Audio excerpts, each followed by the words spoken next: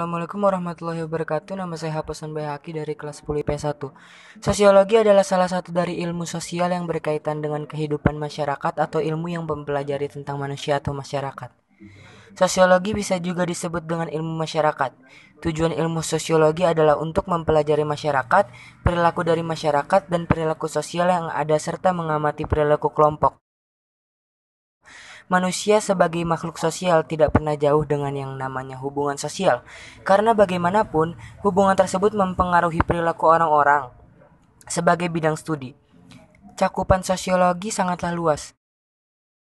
Sosiologi juga melihat bagaimana orang mempengaruhi kita, bagaimana institusi sosial utama seperti pemerintah, agama, dan ekonomi mempengaruhi kita, serta bagaimana kita sendiri mempengaruhi orang lain, kelompok, bahkan organisasi. Dengan seiring berjalannya waktu, ilmu sosiologi selalu mengikuti perkembangan zaman, yaitu merupakan pengetahuan masyarakat yang telah disusun berdasarkan hasil pemikiran ilmiah yang bisa dikontrol oleh masyarakat lainnya. Keseluruhan dari ilmu sosiologi tersebut dapat berupa hal-hal mulai dari keluarga, suku, negara, bangsa, ekonomi sosial, serta organisasi politik.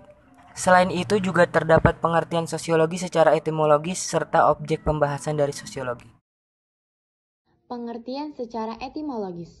Selanjutnya, pengertian sosiologi secara etimologis merupakan asal dari dua kata menurut bahasa Latin, yaitu socius dan logos.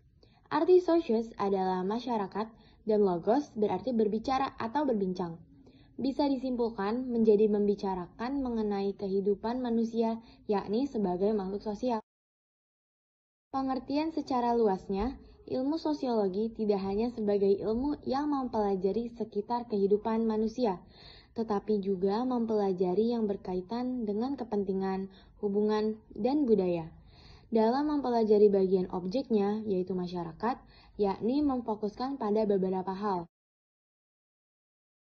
Dari objek untuk memfokuskan pembahasan tersebut seperti hubungan antara individu dengan kelompok, hubungan antara kelompok dengan kelompok, serta dari hubungan timbal balik yang terjadi pada sesama manusia dengan manusia lainnya, dan juga proses yang terjadi pada hubungan-hubungan tersebut pada lingkungan masyarakat.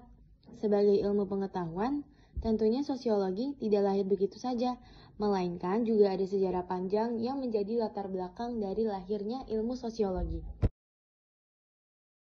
Sejarah lahirnya sosiologi. Sosiologi lahir sebagai ilmu pengetahuan yang turut mewarnai perkembangan ilmu pengetahuan yang ada di dunia. Munculnya ilmu sosiologi tentu tidak pernah bisa lepas dari tokoh-tokoh filsafat seperti Plato dan Aristoteles. Sebelum sosiologi muncul sebagai ilmu pengetahuan, tentu para ilmu pengetahuan telah mendesain bagaimana agar sebuah ilmu pengetahuan dapat bermanfaat dan memberikan kontribusi dalam masyarakat sehingga membawa kebahagiaan dalam hidup bermasyarakat. Sebelum lahirnya istilah sosiologi, sebenarnya kajian masyarakat telah diperkenalkan pada tahun 1332 hingga 1406 oleh Ibnu Khaldun yang merupakan ilmuwan asal Timur Tengah. Dalam karyanya, buku Muqaddimah, terdapat pemikiran-pemikiran sosiologis yang lebih terperinci dan sangat maju sehingga Ibnu Khaldun disebut sebagai peletak batu pertama dalam sejarah lahirnya kajian ilmu sosiologi. Sedangkan ilmu sosiologi sendiri awalnya diperkenalkan oleh seorang ilmuwan yang bernama Auguste Comte yang hingga saat ini dikenal sebagai Bapak Sosiologi Dunia. Dalam sejarah Auguste Comte, lebih banyak memberikan pertanyaan bahwa objek dari kajian sosiologi adalah manusia dan masyarakat yang memiliki hal-hal saling berkaitan secara berkeseluruhan. Sejarah perkembangan ilmu sosiologi. Sejak munculnya kajian pertama mengenai ilmu kemasyarakatan oleh Ibnu Khaldun, hingga munculnya istilah sosiologi yang diperkenalkan oleh Auguste Comte, ilmu sosiologi terus mengalami perkembangan dari masa ke masa. Dalam hal ini, sejarah perkembangan sosiologi akan dibedakan menjadi beberapa tahap yang diantaranya sebagai berikut. 1. Sejarah awal perkembangan sosiologi. Sosiologi muncul dan berkembang dari gejolak sosial sejak terjadinya revolusi industri dan revolusi Prancis. Adanya revolusi tersebut mengakibatkan muncul fenomena eksploitasi pekerja anak-anak, urbanisasi, demokratis, dan lainnya. Nah, karena persoalan perubahan yang terjadi tidak mampu terjawab oleh tradisi lama, maka dicarilah sebuah metode ilmiah untuk menemukan jawaban atas persoalan tersebut. Kemudian dari situlah lahirnya sosiologi sebagai ilmu pengetahuan. 2. Perkembangan sosiologi pada abad ke-19. Pada abad ke-19 terjadi revolusi Prancis yang mengakibatkan dampak negatif terhadap perubahan sosial. Salah satunya adalah adanya konflik antar kelas sosial dalam masyarakat yang seolah mengarahkan pada sikap anarkisme dalam masyarakat. Atas dinamika kelompok sosial yang terjadi di negara tersebut, maka Auguste Comte sebagai seorang cendekiawan merasa khawatir atas keadaan tersebut. 3. Sejarah perkembangan sosiologi di Eropa.